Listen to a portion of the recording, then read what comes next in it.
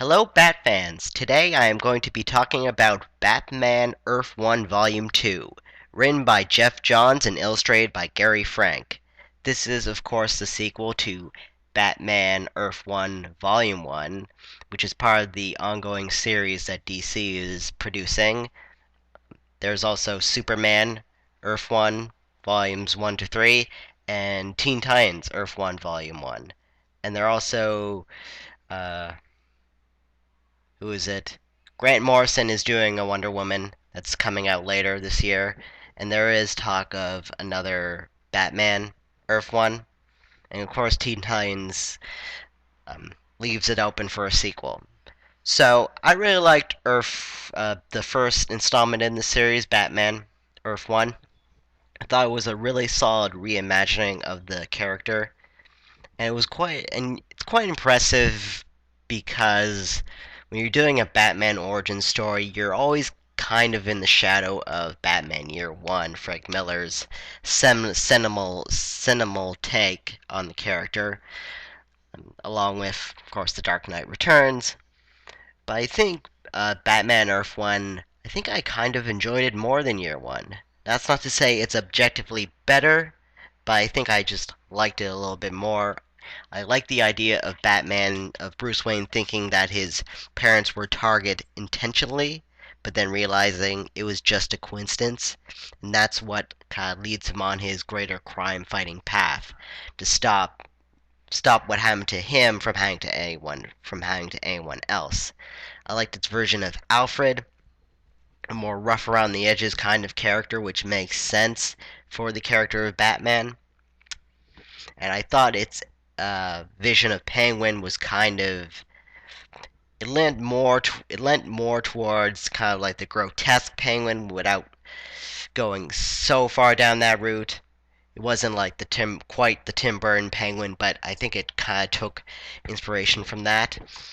So yeah, Earth One Volume 2 picks up not too long after the first volume, which I haven't reread. I didn't reread it before reading Volume 2, so my memory of it isn't completely sharp. But yeah, so at the end of Earth 1, if you remember, they set up that the Riddler was going to be the next villain, which I liked. I liked that they didn't go full on and just do the Joker automatically. I like that they're kind of keeping the Joker until I don't know if he'll appear in Volume 3 or somewhere down the long line, but yes, Riddler is the villain in this installment.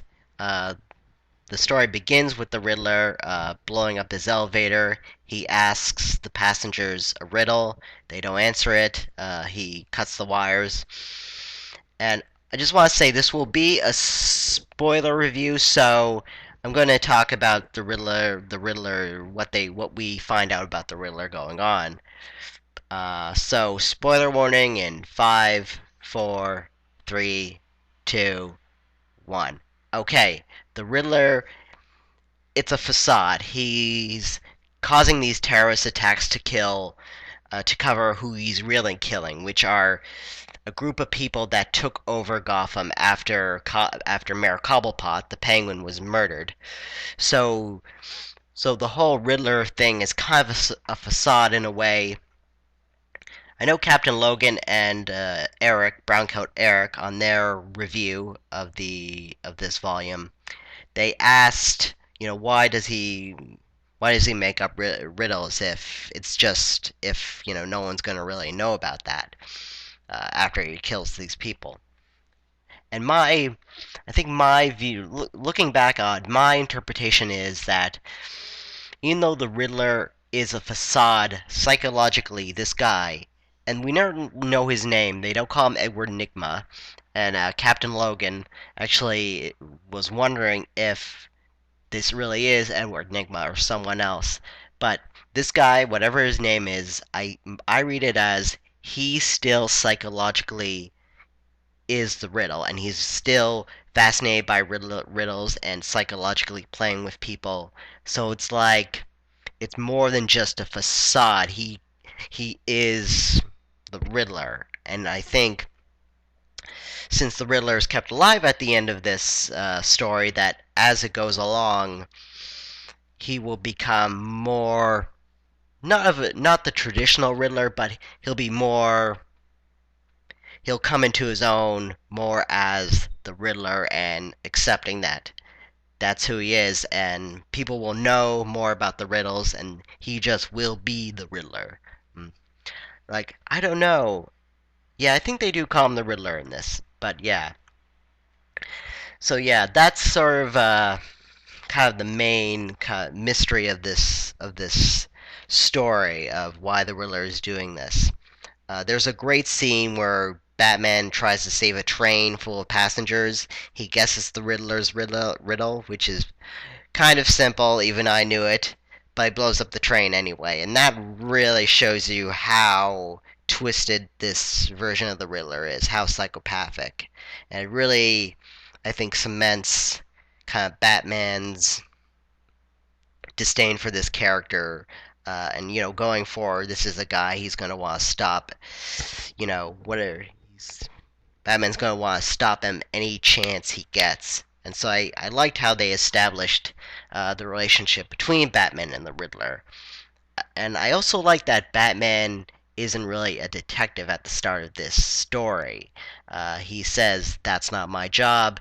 And this part of Batman's arc in this story is sort of realizing, okay, maybe I should be a detective, start using my brains more, not just my brawn. And, that's an important part of Batman's character that I think some people forget about or kind of dismiss. They think he's just, a guy who beats up people, but he's not. He is an intelligent guy. And he actually wants Gordon, I believe he's Detective Gordon in this. He eventually becomes captain. Um, or is it lieutenant to captain? I don't know how it goes, but he wants Gordon to teach him how to be a detective.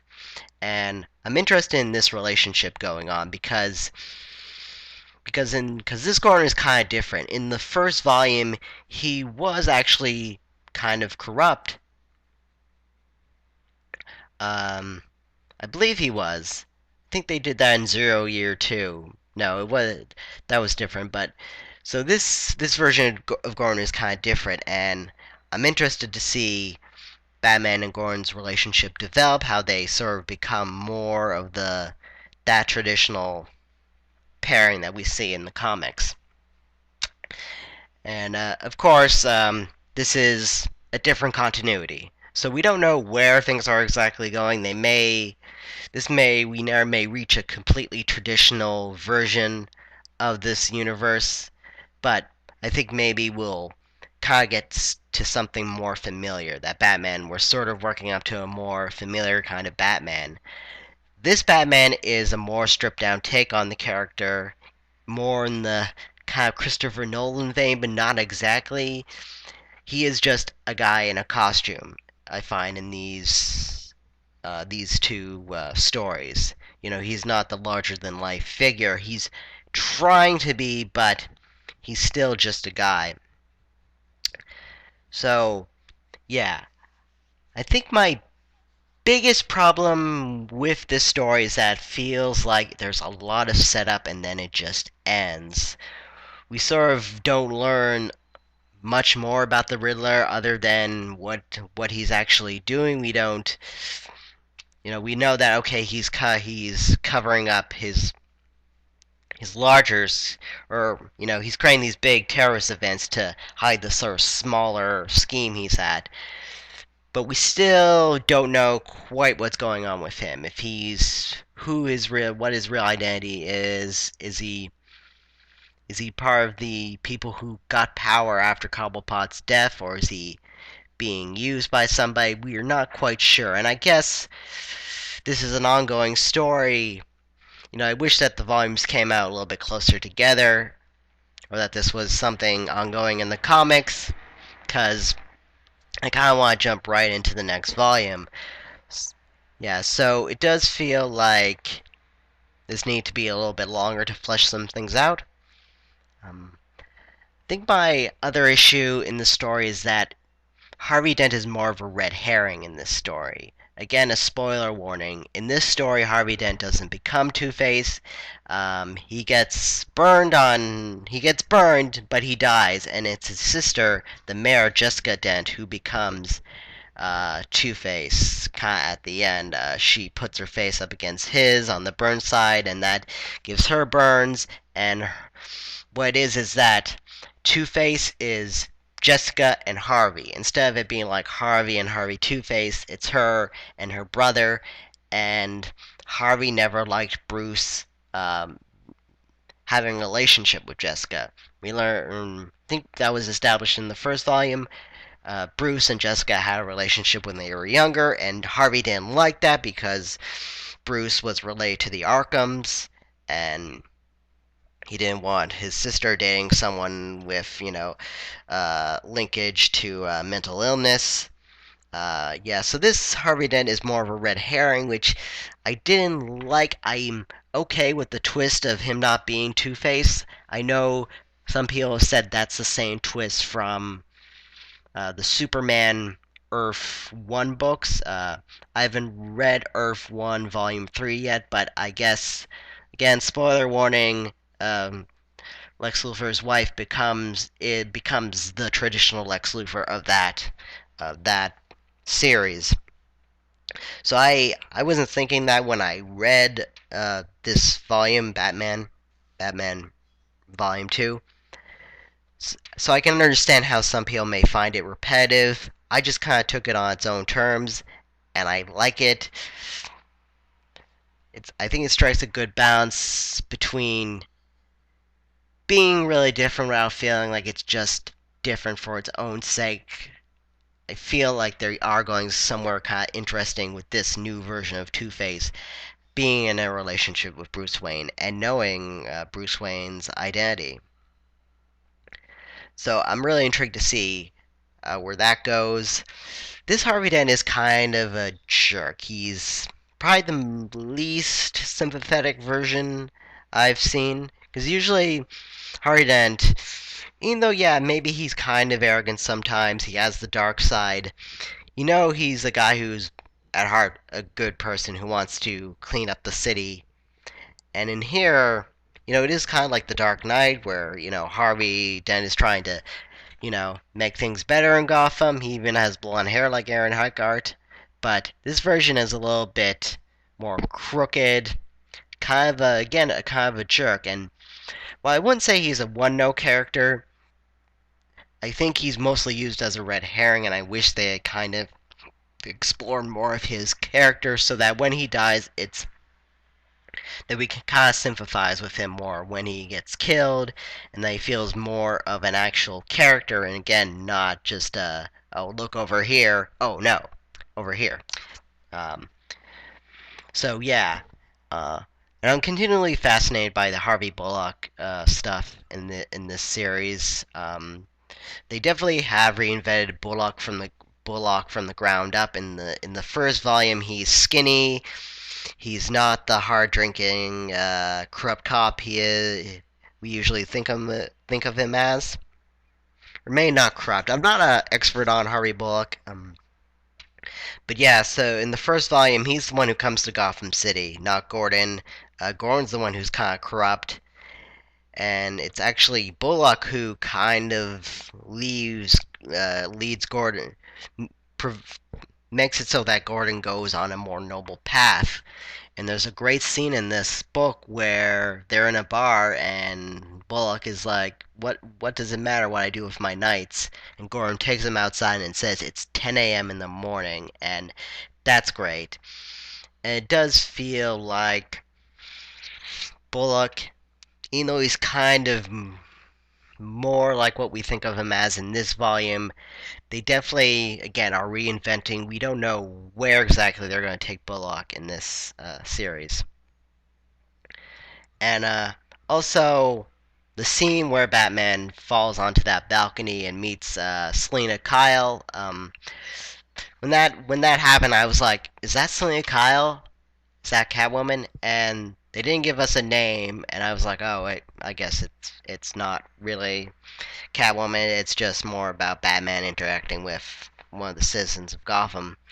But then at the end, it's like, oh, that person, that's not the person who owns the apartment. And so I was like, oh, of course it's Catwoman, and I'm looking forward to see Catwoman. I really like Catwoman, so I'm interested to see her in the third volume. Again, I like Alfred in this iteration. I think it makes a lot of sense for Alfred to be kind of ex-military, a little bit again rougher.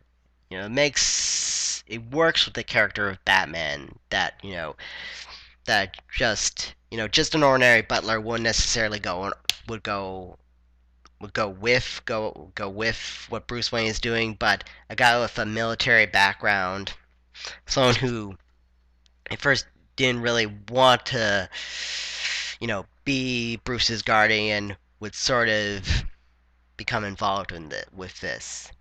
And I believe he actually wants Bruce to use the gun. We'll have to look it back at, but yeah, their relationship is fascinating. It's not quite warm, but it may eventually get there. I do wish they had maybe gone a little bit more into the relationship between Bruce and Jessica, because I think that's supposed to be sort of like the romantic crux of Bruce's character in this series.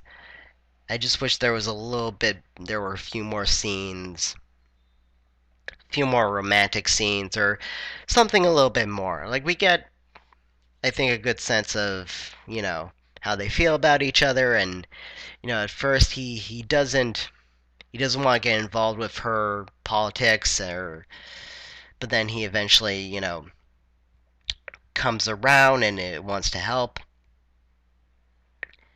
But I think the relationship is going to be more interesting when we get into Volume 3 and her being Two-Face.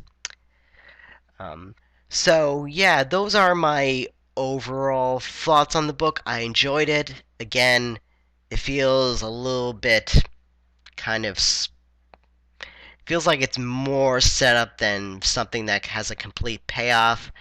I had my issues with Harvey Dent, but overall, I like the way they're reinventing things. Yeah, it is a solid book, and yeah, I would recommend to people who like the first volume. I would recommend, if you're a Batman fan, pick up these two volumes or borrow them from your library, give them a shot, because I think even if they're not, the absolutely traditional version of the Batman corner of the DC universe. I think if you want to see something different, they're very rewarding in that regard. So, yeah, those are my thoughts. So, yeah, that's all for now. Bye.